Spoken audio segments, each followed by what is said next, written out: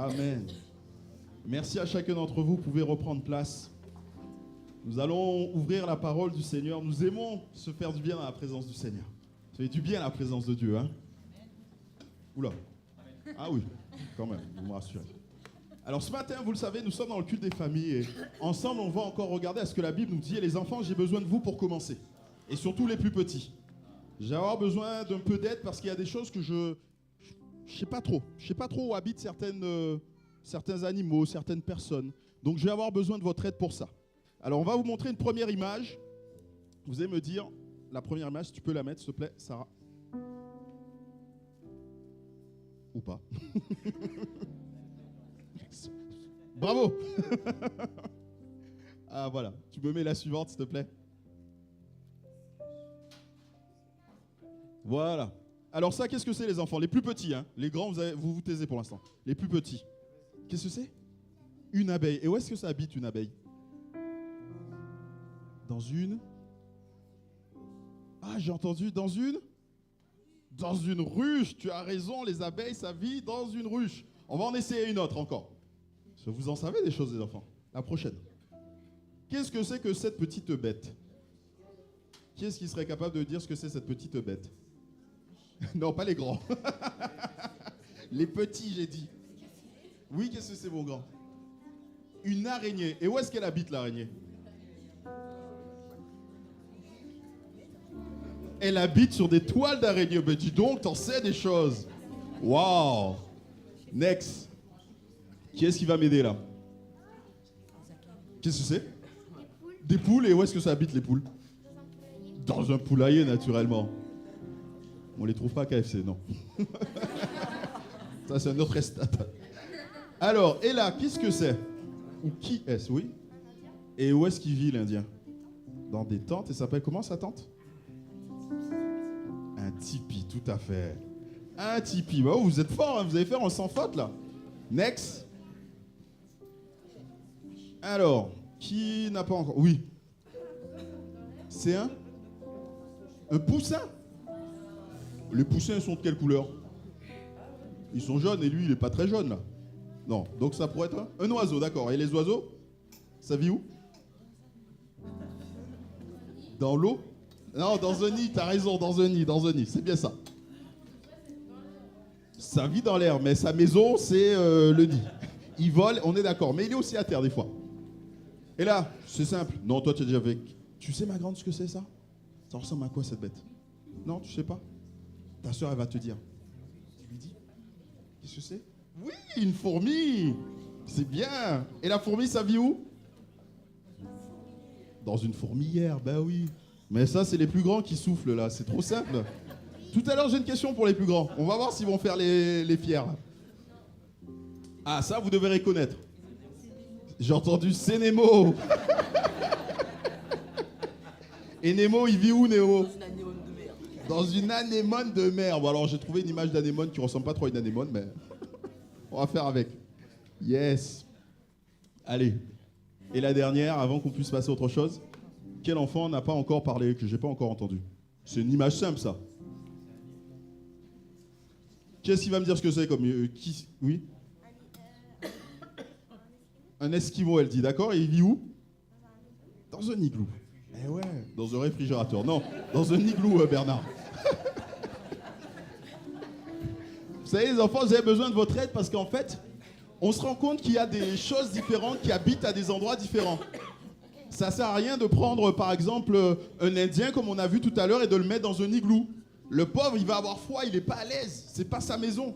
Si on prend un oiseau et qu'on le met dans une anémone de mer, ben, l'oiseau, il n'est pas fait pour être sous l'eau. Il y a des choses comme ça qui sont compliquées. Normalement, on doit mettre chaque chose à sa place. Et quand chaque chose est à sa place, tout se passe bien. Et quand chaque chose est à sa place, tout va pour le mieux. Et ce matin, il y a quelque chose en particulier qui m'interroge. Il y a quelqu'un ou quelque chose, je ne sais pas trop ce que c'est. Et je me pose la question, où est-ce que cette chose habite? Et vous savez ce que c'est, cette chose? Tu peux mettre la prochaine image, s'il te plaît, Sarah? C'est le Saint-Esprit. Alors, le Saint-Esprit, on ne peut pas le représenter vraiment. Vous savez, le Saint-Esprit, on ne le voit pas. Il n'a pas de forme, il n'est pas comme nous avec des bras, des jambes, un corps et ainsi de suite. Mais c'est juste une image pour représenter le Saint-Esprit. Et on pourrait se poser la question, mais où est-ce qu'il habite le Saint-Esprit? Où est-ce qu'est sa maison? Où est-ce qu'il est à l'aise? Où est-ce qu'il peut faire tout ce qu'il veut? C'est la bonne question que je veux qu'on se pose ce matin. Et vous savez quoi? Avant tout, on va déjà se poser la question de ce qu'est le Saint-Esprit. Parce que, je le dis, on ne le voit pas forcément le Saint-Esprit. Si je vous demande à quoi ressemble un arbre, ce que c'est un arbre, tout le monde saura me le dire. Mais le Saint-Esprit, c'est plus compliqué. Et c'est là où les plus grands vont intervenir. Parce que tout à l'heure, ils voulaient souffler les réponses. Et maintenant, on va s'amuser un peu. La semaine dernière, pour les plus grands, on était ici dans ce lieu. On a pris le temps de parler du Saint-Esprit. Qui est-ce qui serait capable de me redire ce qu'est le Saint-Esprit, mais de me le dire de manière suffisamment claire pour que les enfants comprennent? Pour l'instant, je parle aux grands. Parce qu'il faut qu'ils travaillent un peu quand même. Alors, qui est-ce qui saurait me dire de manière suffisamment claire pour que les enfants comprennent ce qu'est le Saint-Esprit? Je vous écoute. Qui va se lancer? Ah là, il n'y a plus personne. Quand c'est pour souffler la fourmi et tout, il y a du monde. Qui va se lancer? C'est pas moi qu'il faut parler. Il faut parler aux enfants, il faut qu'ils comprennent. Alors. Et c'est tout. C'est une personne. On s'arrête là. D'accord. Les autres, est-ce que vous voulez dire autre chose, rajouter? Oui, Bernard. C'est pas le réfrigérateur, hein? C'est la troisième personne de la Trinité. Mais c'est quoi la Trinité? Ah, c'est compliqué là. C'est Dieu. D'accord, ok. Et les autres, est-ce que vous avez des précisions à apporter, des explications à donner? Comment? C'est la vie, oui, on peut le dire, effectivement. Et les enfants, vous savez ce qu'est le Saint-Esprit? Vas-y, dis-moi. C'est le? Ouais, pas mal. C'est l'auteur de la Bible, effectivement. Effectivement, c'est l'auteur de la Bible, tout à fait. Vous voyez, c'est pas toujours simple de pouvoir expliquer quelque chose comme ça, du Saint-Esprit, quelque chose qu'on ne voit pas, et de le dire. On comprend facilement ce qu'est le Père en général, même si on ne le voit pas. On imagine facilement qui est Jésus, parce qu'on peut se représenter Jésus qui allait au temple, Jésus qui grandissait, Jésus qui faisait des miracles. Mais le Saint-Esprit, on a un peu plus de mal. Mais ce que la Bible nous dit, c'est que l'Esprit de Dieu est Dieu. Tout comme Jésus est Dieu, l'Esprit de Dieu est Dieu. Et la Bible nous présente Dieu comme quelqu'un qui se représente en trois personnes. Dieu le Père, Dieu le Fils et Dieu l'Esprit. Les trois sont Dieu et ils travaillent toujours ensemble. Ils sont toujours ensemble. Si je devais vous donner un exemple, qu'est-ce qui a déjà mangé des œufs durs, les enfants? Vous avez déjà mangé des œufs durs? C'est bon les œufs durs? Vous aimez ça les enfants ou pas? Non? Ah, vous aimez pas ça, bon. C'est pas grave, on va prendre l'exemple de l'œuf dur. Vous voyez, quand on a fait bouillir l'œuf qui est devenu dur, si on le coupe en deux comme ça, et qu'on regarde à travers, on va avoir trois choses, ou en tout cas trois parties différentes. La première partie, ça va être la coquille. Ensuite, on va avoir une autre partie à l'intérieur, c'est le blanc. Et tout au fond, au milieu, il y a le jaune. Et les trois ensemble forment un œuf. Si on enlève un et on a un petit problème, l'œuf, il ne peut pas rester sans sa coquille. Si on enlève le jaune, ben, c'est plus vraiment un œuf. Si on enlève le blanc, ben, il y a un problème aussi. On est d'accord? Donc les trois ensemble forment l'œuf. Et quelque part avec Dieu, c'est la même chose. Les trois, Dieu le Père, Dieu le Fils, Dieu le Saint-Esprit, les trois sont ensemble. Dieu est une personne, ou plutôt le Saint-Esprit est une personne, on le dit. Et si le Saint-Esprit est une personne, ça veut dire qu'on peut le connaître. Tu me connais? Comment je m'appelle? Ah ouais, c'est ça. Et parce qu'on connaît le Saint-Esprit, parce que c'est une personne, on peut le connaître. On peut savoir comment il s'appelle, on peut connaître son caractère, son cœur, on peut passer du temps avec lui, on peut s'approcher de lui, on peut, même aussi la Bible nous dit l'attrister, on verra ça un peu plus tard. C'est-à-dire on peut lui faire de la peine. Mais le Saint-Esprit, il veut devenir notre ami. Il veut devenir un compagnon, celui qui marche avec nous, celui qui est tous les jours avec nous. Et c'est ce que Jésus a promis. Jésus, le sauveur du monde, lorsqu'il s'en est allé, il a dit à ses disciples, je vous laisserai un compagnon. Un compagnon qui sera comme moi. Parce que Jésus savait ce dont les disciples auraient besoin, donc il leur dit, un compagnon qui sera comme moi. Et il va leur donner un cadeau. Qui aime les cadeaux? Moi, j'aime bien les cadeaux. Et Jésus, en s'en allant, a laissé un cadeau aux disciples. Il leur a dit, voici, ça c'est le cadeau que je vous fais. Et dans son cadeau, il y avait le Saint-Esprit. Qu'est-ce que le Saint-Esprit pour les disciples? Qu'est-ce que c'est ça? Non, c'est pas une cape. Je sais pas qui a dit une cape, mais c'est pas une cape. couverture, un plaid, on va dire. On utilise un plaid en hiver, vous savez, quand il fait un peu froid. On rentre chez soi, on a un peu froid, on se met comme ça, et tout de suite, ça va un peu mieux. On est comme au chaud, on est comme réconforté. Et c'est ce que Jésus a dit. Jésus a dit, je vous laisserai un consolateur qui sera avec vous. Mais consolateur, c'est pas juste parce qu'on est triste. Le mot même, ça veut dire un accompagnateur, quelqu'un qui est avec vous. Et vous savez, le plaid, là, on le met avec nous, et dès qu'on l'a sur nous, sur nos épaules, on a tout de suite plus chaud. On marche partout, on est à l'aise. Et c'est exactement ça. Le Saint-Esprit est avec nous tout le temps. Il veut être avec nous tout le temps. Il veut être avec nous quand on est à l'école. Il veut être avec nous quand on est dans la cour de récréation. Il veut être avec nous quand on est au travail. Et qu'est-ce qu'il fait quand il est avec nous? Il nous fait du bien. Il nous aide. Lorsqu'on a des problèmes, eh bien, il vient là comme pour être un défenseur vis-à-vis de nous. Il vient là pour nous donner de bonnes idées. Il vient là pour nous montrer ce qu'il faut faire. Il vient là même des fois pour nous protéger. Il est comme cette couverture, comme ce plaid. Il est là pour nous faire du bien. Mais ce n'est pas tout. Jésus a dit beaucoup de choses concernant le Saint-Esprit. Et il a pris notre image encore. Et c'est moi qui la prends, c'est là. Qu'est-ce que c'est ça? Une lampoule. À quoi ça sert une ampoule? Oui, ma grande, à quoi sert une ampoule? À ajouter de la lumière, oui. C'est vrai. Mais souvent, vous regardez des dessins animés des fois. Quand il y a une ampoule comme ça au-dessus de la tête de quelqu'un qui s'allume, ça veut dire quoi? Ça veut dire qu'il a eu une idée, c'est ça? C'est dire qu'il a une idée ou ça veut dire qu'il a compris quelque chose? Et le Saint-Esprit vient exactement faire ça. C'est vrai que c'est une lumière et qu'il illumine et qui nous permet de voir dans le noir, dans le monde qu'on est en train de marcher.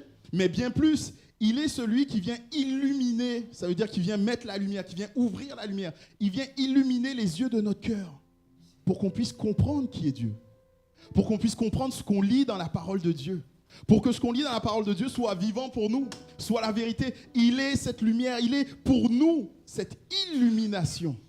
Et même lorsqu'on est dans les ténèbres les plus totales, c'est-à-dire lorsque des fois on ne sait pas où aller, on ne sait pas où est le chemin, il fait tout noir autour de nous, eh bien on a cette lumière qui s'allume et qui nous guide. On voit autour de nous et on sait où avancer. Le Saint-Esprit est cette lumière qui nous conduit.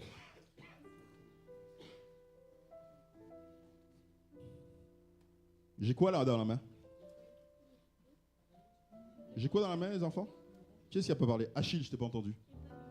Ouais, et ça s'appelle comment? Des légumes. Mais non, des fruits. Il répète des légumes. Non, ce sont des fruits. Pourquoi est-ce que je prends des fruits avec le Saint-Esprit? De quoi ça nous parle? Ah ah. Alors les enfants, je suis sûr que vous l'avez vu pourtant la dernière fois. Je vais vous le rappeler. La Bible nous parle de ce qu'on appelle le fruit de l'esprit. Le fruit de l'esprit, c'est ce que l'esprit produit en nous. On est, nous, comme des arbres. On va le penser comme ça. Ou plutôt, on est des branches. L'arbre, le tronc, c'est Jésus-Christ. Et nous, on est branchés à Jésus-Christ. Et nous, on doit produire du fruit. On produit du fruit que le Saint-Esprit fait en nous. Et c'est quoi ce fruit que le Saint-Esprit fait en nous? C'est le caractère même de Jésus. La Bible nous dit que ce que le Saint-Esprit produit en nous, c'est la paix, la joie, l'amour, la patience, la bonté, la maîtrise de soi. Toutes ces choses sont des caractéristiques que l'Esprit fait au travers de nous, au travers de ce que nous sommes lorsque nous sommes rattachés à lui. Et j'ai une dernière chose à vous montrer, les enfants. Ça, qu'est-ce que c'est, mon grand? Tu sais ce que c'est?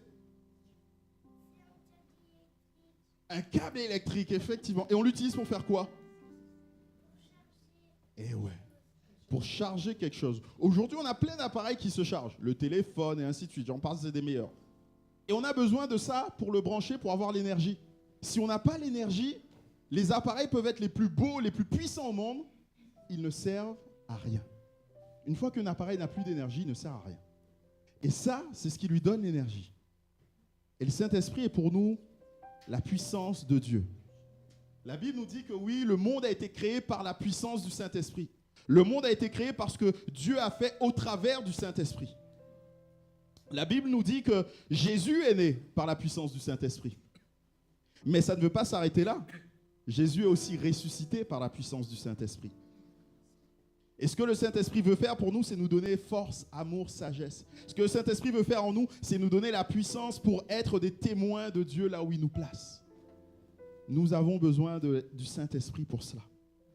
Tout ça nous permet de comprendre un peu mieux qui est le Saint-Esprit. On ne dit pas quoi, puisque c'est une personne. Qui est le Saint-Esprit? Mais on n'a toujours pas répondu à la question. Où est-ce que le Saint-Esprit habite? La Bible nous le dit. Et tu peux me mettre la dernière diapo, s'il te plaît? La dernière. On va lire un passage biblique ensemble, 1 Corinthiens, c'est où il y a le verset. 1 Corinthiens 6, 19, voilà ce que la Bible nous dit.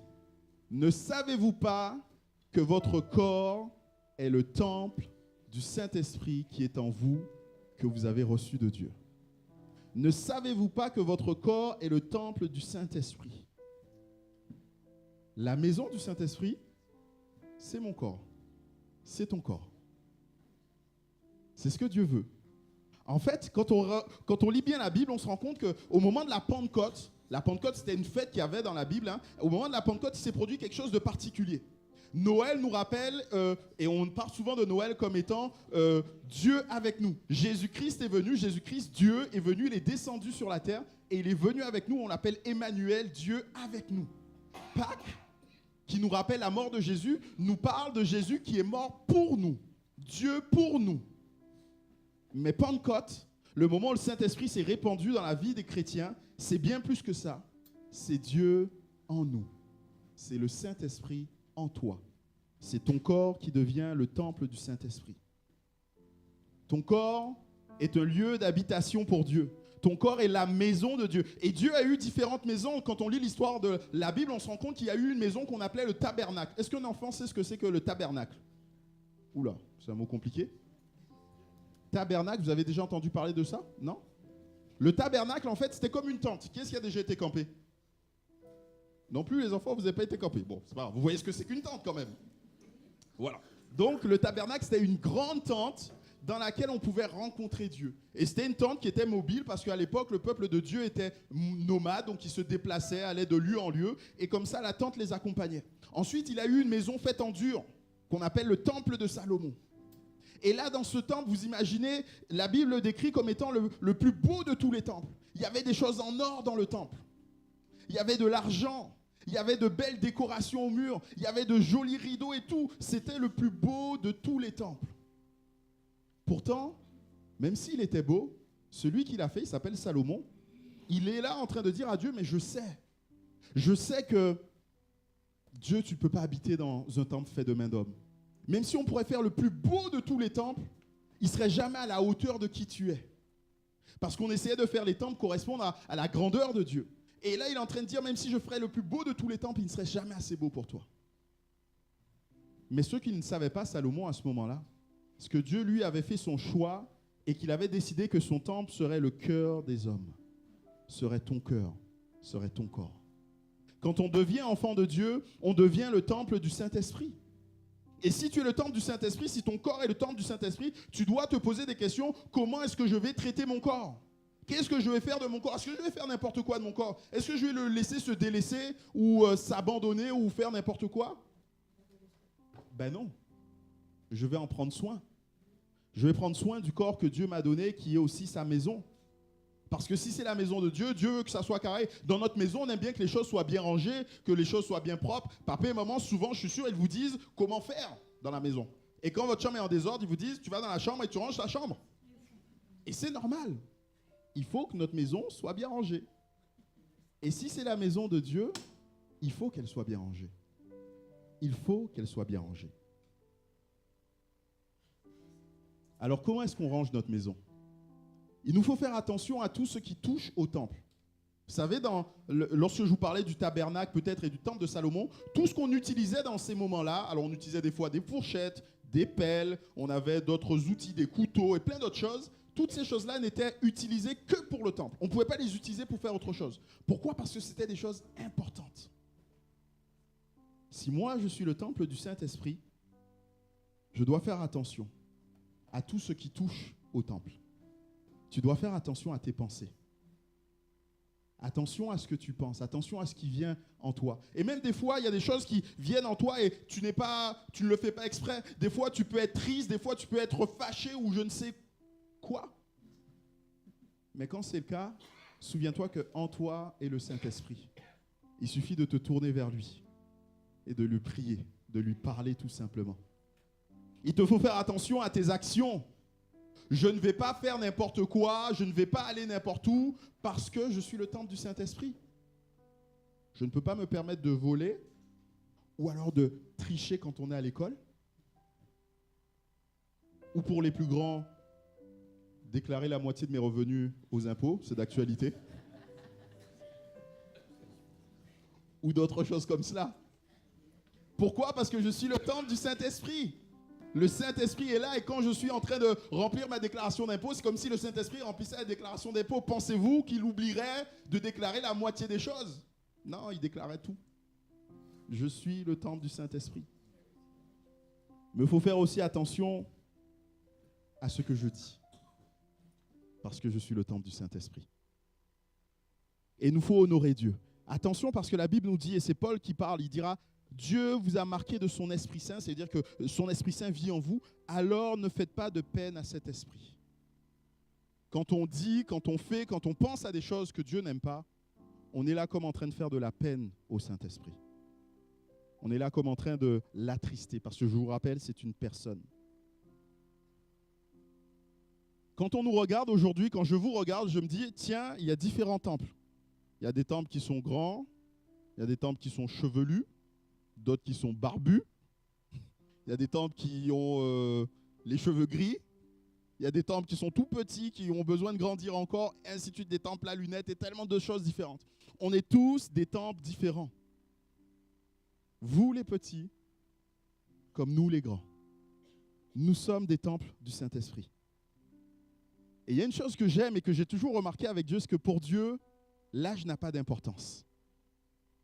L'âge n'a pas d'importance pour Dieu. En sortant le peuple d'Israël du pays d'Égypte, Dieu a donné des recommandations au peuple d'Israël. Il leur a donné des recommandations aux adultes en leur disant, voici comment vous devez parler à vos enfants. Vous devez leur parler de moi, vous devez leur raconter ce que je suis. Vous devez les éduquer d'une certaine manière. Parce que pour Dieu, les enfants faisaient partie du temple. Les enfants faisaient partie du peuple et eux aussi devaient vivre certaines choses. Israël devait rappeler aux enfants ce que Dieu avait fait, les miracles qu'il avait accomplis, la manière dont il avait agi, celui qu'il était. Mais Israël devait aussi vivre les grâces. Les grands devaient aussi vivre les grâces de Dieu. Vous savez, quand on lit bien la Bible, et là je veux m'adresser vraiment aux parents, on va retrouver, notamment quand vous lisez le livre des Juges, vous allez vous retrouver comme un schéma qui se reproduit à chaque fois. Le peuple de Dieu est souffrant, il appelle la libération, Dieu lui envoie un libérateur, un juge, on les appelle à l'époque. Le juge arrive, il libère le peuple, et tant que le juge vit, tout se passe bien.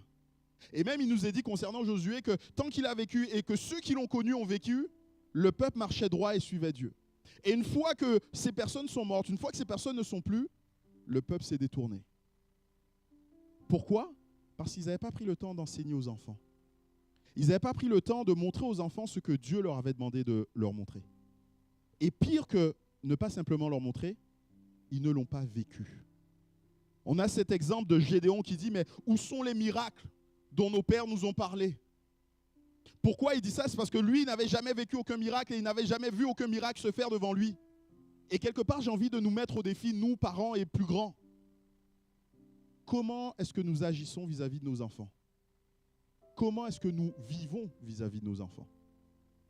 Nous sommes prompts des fois, quand nous avons des ados, à leur dire, il faut que tu changes, il ne faut pas faire ci, il ne faut pas faire ça et tout ça. Ok, super, vous avez raison. Mais est-ce que vous laissez le Saint-Esprit transformer votre cœur?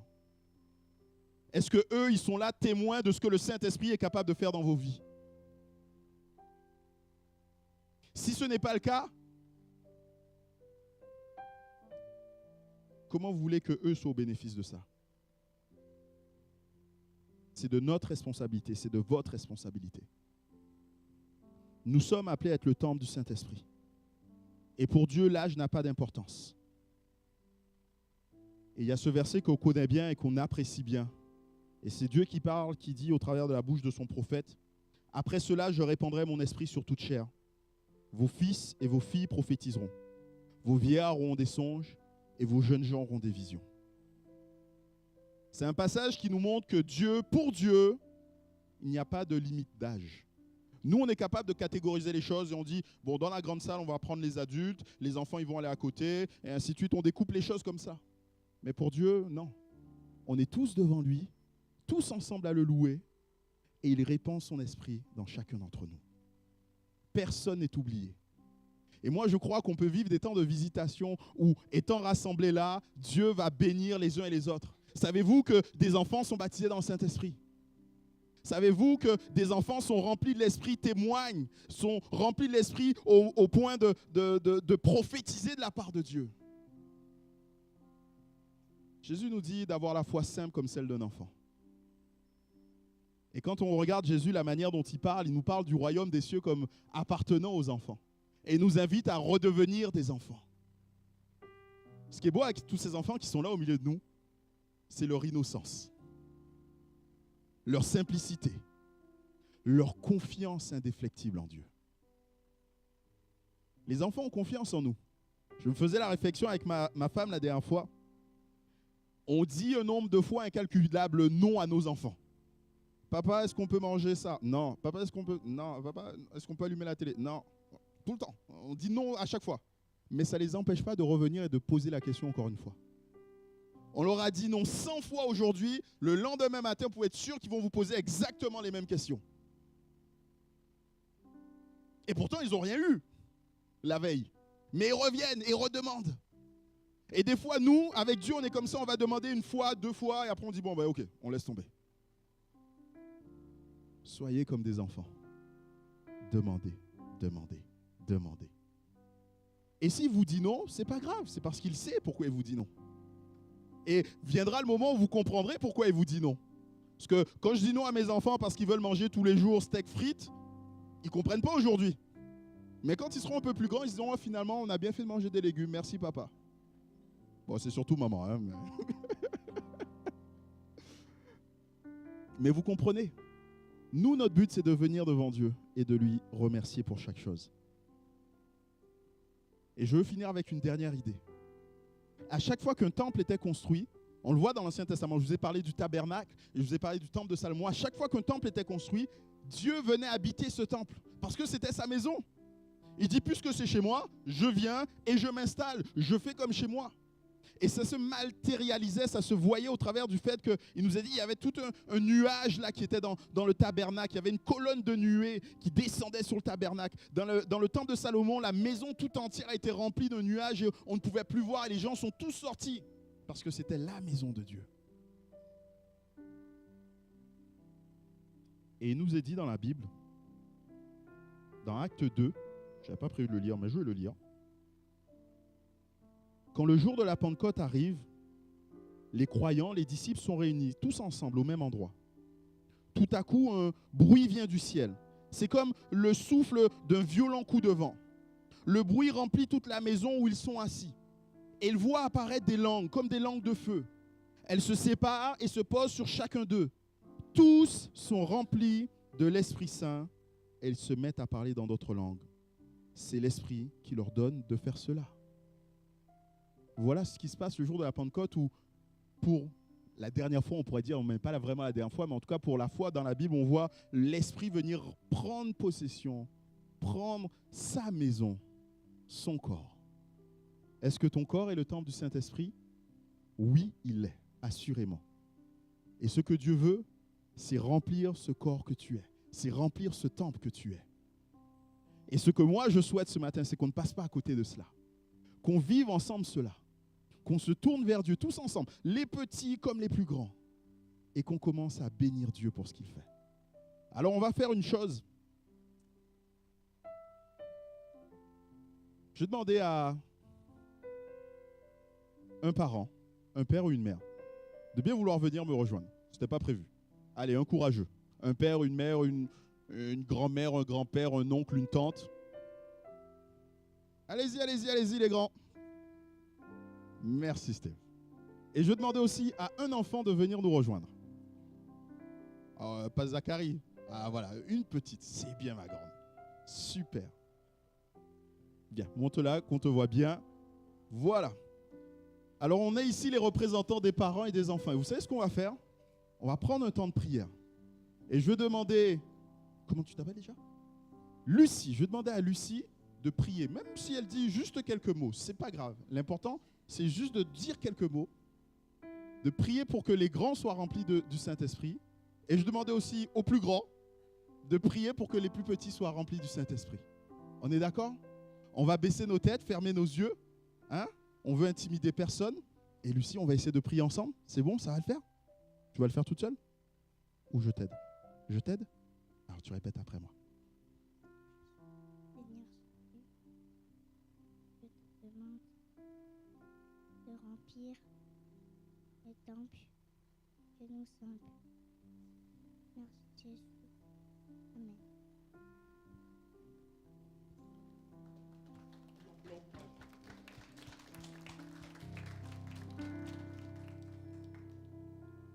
Merci Seigneur parce que ma vie t'appartient Jésus.